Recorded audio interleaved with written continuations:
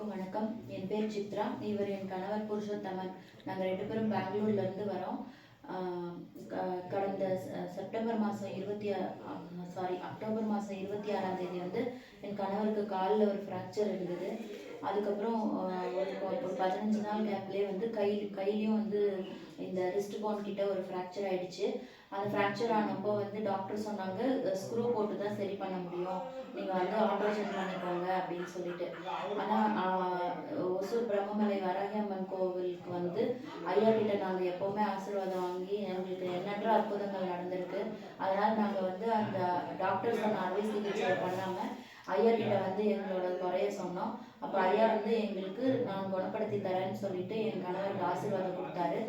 அதில் வந்து அறுவை சிகிச்சை இல்லாமையே அந்த எலும்பு முறிவு வந்து சரியாகி எங்கள் வீட்டுக்காரர் வந்து வேலைக்கு போக ஆரம்பிச்சிட்டாரு. அது முடிஞ்ச உடனேயும் அப்படி வேலைக்கு போக ஆரம்பித்து ஒரு 5 நாள்லேயே வந்து என் கால் மேலே வண்டி விழுந்து என் காலும் பயங்கர வீக்கமாகி எலும்பில் கொஞ்சம் அடியாச்சு. அதுக்குமே வந்து நாங்கள் ஐயா கிட்ட தான் வந்து ஆசீர்வாதம் வாங்கினோம். அந்த ஆசீர்வாதத்தை பயன்படுத்தும் போது எங்களுக்கு வந்து டாக்டர் 1 மாதம் ரெஸ்ட் எடுக்க சொன்னார். ஆனால் நான் ஒரே வாரத்தில் வந்து ஐயாவோட ஆசீர்வாதத்தினால குணமாயிட்டு எந்த விதமான ரெஸ்ட்டுமே நான் எடுக்கவே இல்லை.